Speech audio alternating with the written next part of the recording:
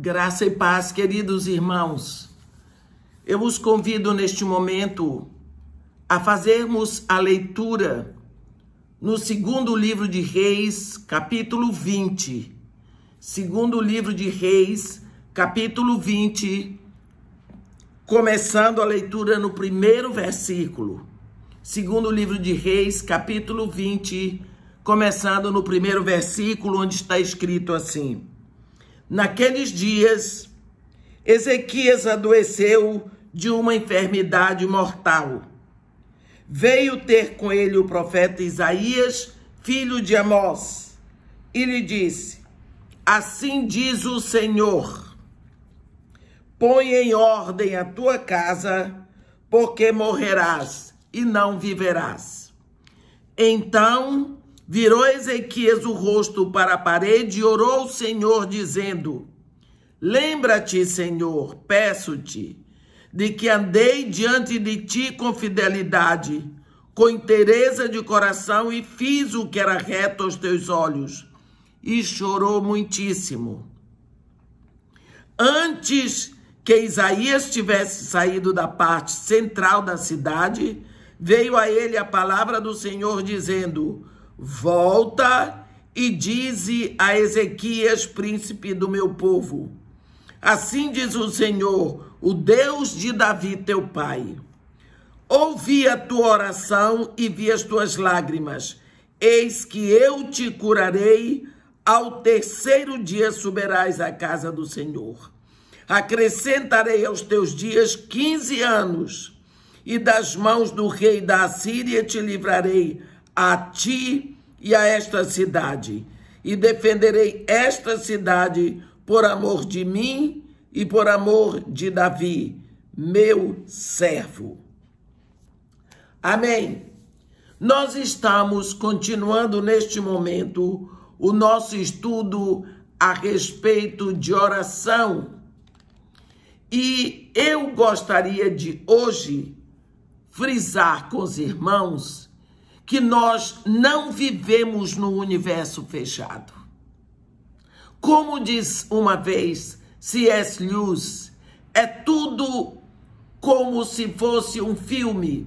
O autor, ele escreve o filme, mas ele espera que os atores improvisem. Ele espera alguma coisa nova de cada um dos atores.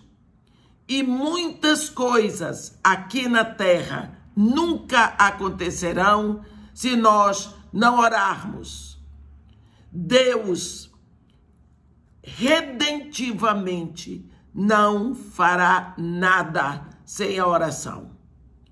Você lembra lá em Atos 12, quando Pedro estava preso no cárcere, esperando que passasse a Páscoa para que ele fosse apresentado ao povo, para que ele morresse, porque no capítulo 12, no início, Herodes matou Tiago, filho de Zebedeu, irmão de João.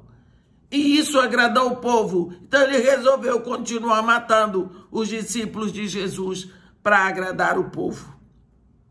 Prendeu preso Pedro e estava esperando o dia para ser apresentado e morto.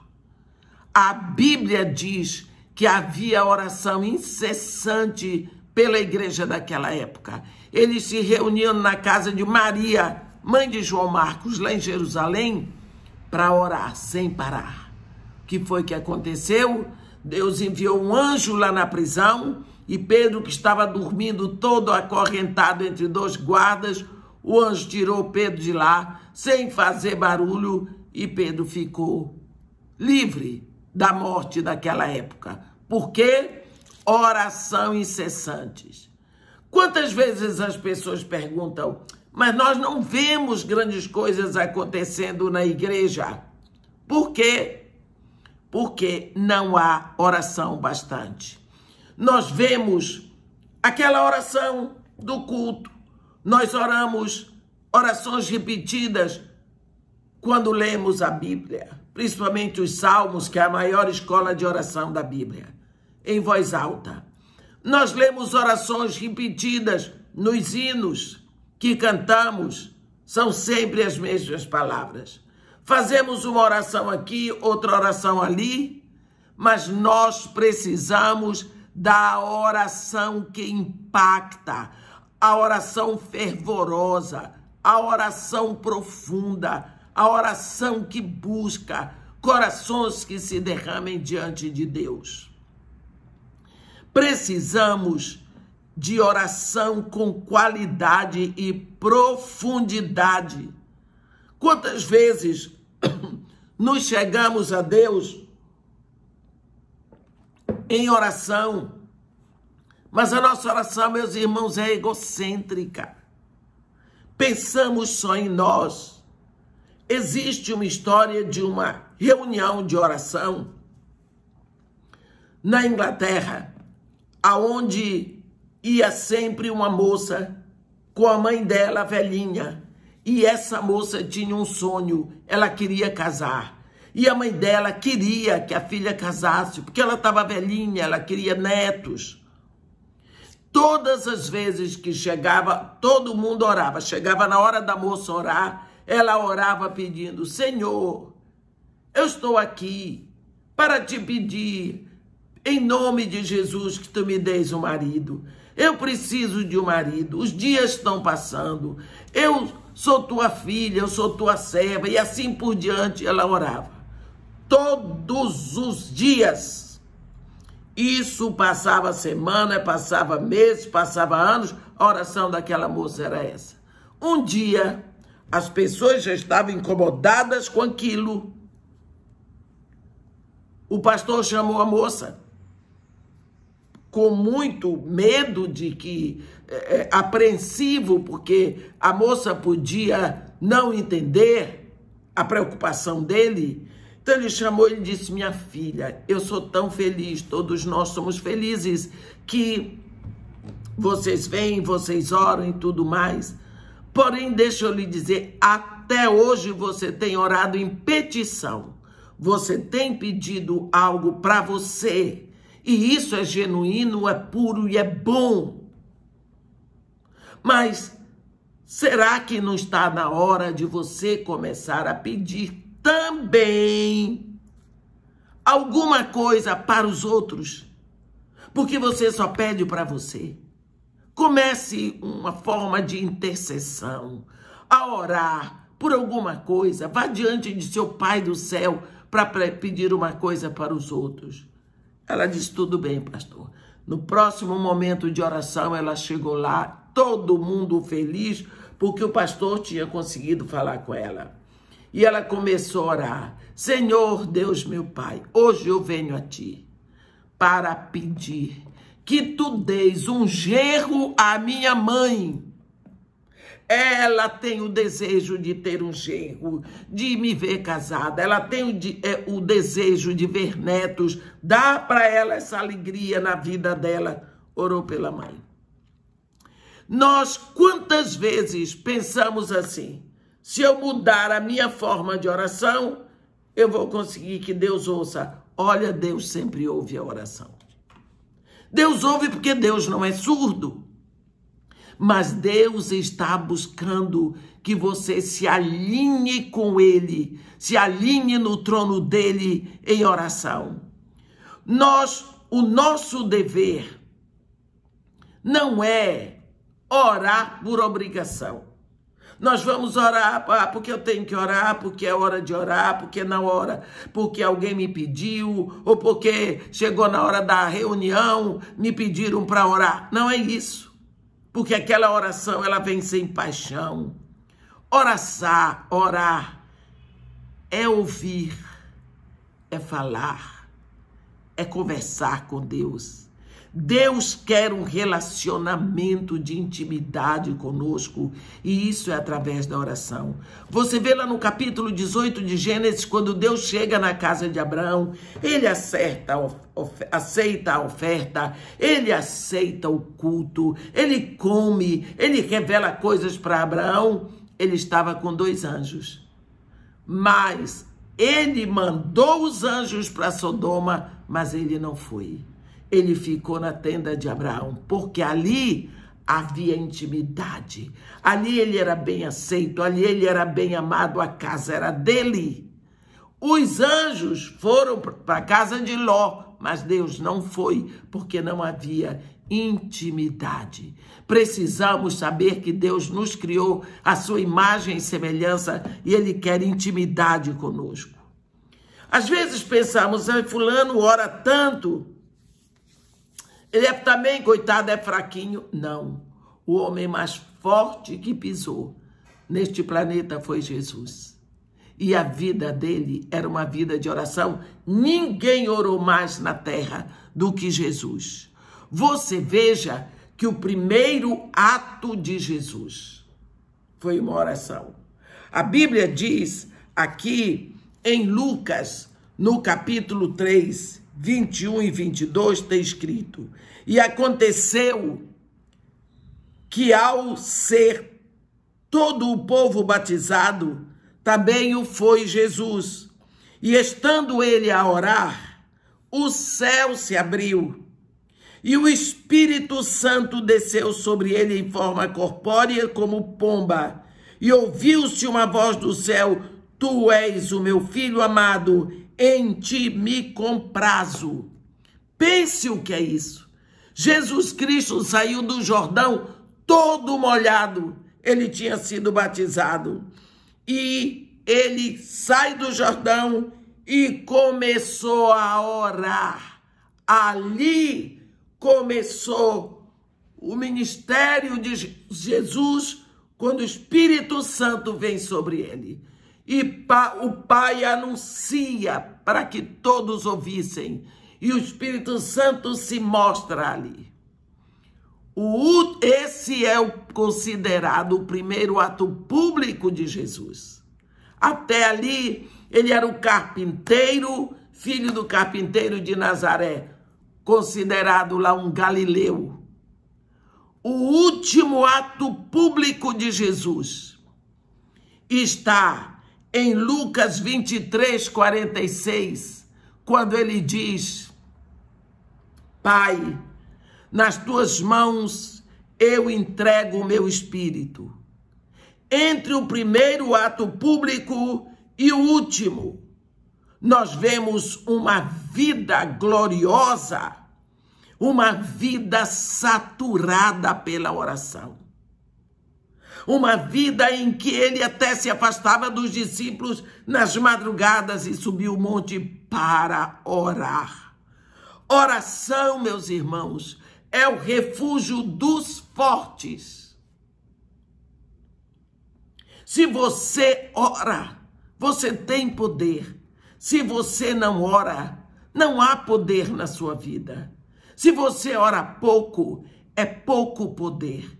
Se você ora muito, é muito poder. Mas a oração é necessária se você quiser alguma coisa na sua vida. Nós vemos que a oração é cooperação com Deus.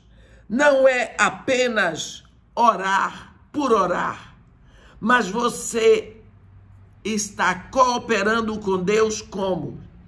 Quando nós chegamos diante de Deus, alinhando a nossa vontade à vontade de Deus, alinhando os nossos desejos ao desejo de Deus, alinhando a nossa vida a Deus. Nós vamos submetendo tudo que temos, tudo que somos, entregando a Ele. Nossa vida, nossos desejos, nossos planos, nossa vontade, nossa família, nossos filhos, nosso trabalho. Nós vamos ver que nos tornamos um com Ele. Nós nos tornamos um com Deus sobre os nossos planos, sobre os nossos objetivos, sobre os nossos desejos. Quando nós buscamos a impressão de Deus sobre tudo aquilo que vem no nosso coração, então, orando e estando com Deus, abrindo o coração, buscando o aconselhamento dele, a direção dele sobre tudo, nós seremos dois. Já não sou eu sozinho, é Deus comigo. Um com Deus, um conjunto, Deus e você. Assim, as decisões serão de Deus com você. O poder dele será um com você. O sonho dele será um com você. E tudo será feito através da sua vida, mas vindo de Deus. Deus vai ajustando os seus planos aos planos dele. Pense que você toca violão, mas você vai tocar acompanhado por um piano. O piano é um instrumento que, apesar de ser um instrumento de cordas, precisar, vez por outra, de afinação, nós consideramos que o piano é um instrumento temperado. Quer dizer, ele está afinado. Então, quando o pianista chega, ele não precisa afinar o piano, ele está afinado. Mas você que vem de lá com o seu violão, você vai ter que afinar o violão na tessitura do piano, porque o violão é um instrumento não temperado. Você chega com um violino, você vai ter que afinar o violino. Você diz para o pianista, por favor, dá aí um dó. Ele dá, você vai aqui. Dá um mi, dá um si, dá um sol. Não é? E você vai afinando as cordas do violino de acordo com a tessitura do piano.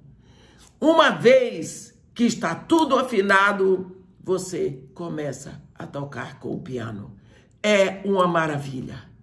Mas se você chega de lá e você começa a tentar acompanhar o piano, você, desafinado ao piano, não tem quem consiga ouvir, porque dá uma desarmonia, para não dizer uma cacofonia terrível, que irrita a alma de quem está ouvindo. Não é? Tem coisa pior do que um instrumento desafinado? A mesma coisa com Deus. Deus está lá. Digamos que ele está tocando em dó maior, sempre. E você chega aqui em mi bemol menor. Mas você quer tocar com Deus. Ele aceita. Ele vai afinando você. Vai afinando. Vai afinando. Você não sabe que está desafinado? Ele vai afinando.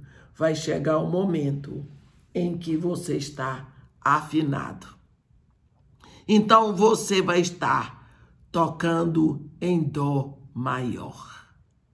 E na hora que você está tocando a tessitura de Deus, você pede na terra, não segundo a sua vontade, mas segundo a vontade de Deus. Você age na terra, não mais segundo aquela vontade errada, mas segundo a vontade de Deus. Por quê? Porque você, a essa altura, já deseja as coisas que Deus deseja. Você já pede na terra os pedidos de Deus. Você já não está orando sozinho.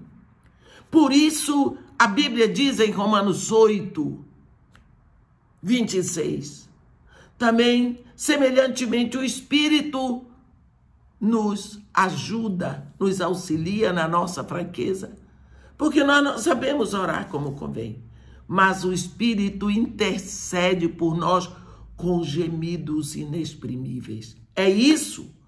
Deus, no seu Espírito, ele vai nos afinando, ele vai nos alinhando, ele nos vai trazendo em conformidade com Deus. Mas é preciso que você vá diante de Deus e diga: Pai, aqui está o teu filho, a tua filha. Eu quero estar contigo neste momento, respirando o teu oxigênio. tendo a impressão do verdadeiro abraço que tu me dás, porque tu me cobres na tua presença. Eu te peço que tu me limpes de tudo aquilo que não te agrada. Eu, neste momento, quero respirar o teu poder. O teu poder para vencer os meus maus pensamentos, os meus maus desejos. Porque eu não quero ficar escravo das paixões que eu sinto. Mas eu quero fazer a tua vontade. Esse é o meu desejo. Fazer a tua vontade. Efetua, Senhor, um milagre na minha vida. O primeiro milagre tu já fizeste. É este desejo que eu tenho de falar contigo. É esse desejo que eu tenho de te agradar. É esta fé que o Senhor colocou em mim, de que mesmo eu não vendo o Senhor materialmente, eu tenho certeza que o Senhor está aqui. Esta impressão de que eu estou ouvindo a voz do meu Senhor Jesus dizer: olha, entra no teu quarto e fecha a porta. E ora ao teu Pai em secreto. E o teu Pai que te ouve em secreto te recompensará. Eu estou aqui. Pai, me deixa perceber a tua presença. Mais do que crer, perceber. Eu quero que a minha vida esteja alinhada à tua vontade, às tuas decisões. Senhor, eu estou com o desejo de fazer assim, assim, assim, assim. Mas vai ser tão bom se eu tiver certeza que também essa é a tua vontade. Meu irmão, você vai sendo alinhado. Você vai sendo afinado. E aí a sua oração é uma oração de cooperação com Deus. O que Deus liga no céu, você liga na terra. O que Deus desliga na terra, o que você desliga na terra, Deus desliga no céu. Então, é Deus e você, numa cooperação intensa naquilo que Deus quer fazer aqui. Amém? Nunca se esqueça, Deus tem coisas para fazer e Ele quer fazer através da sua oração. Então, meu irmão, desenvolva. Isso não é fácil, mas comece. Da próxima vez, continuaremos. Que Deus nos abençoe e nos guarde. Que faça resplandecer o seu rosto sobre nós e tenha misericórdia de todos nós. Amém.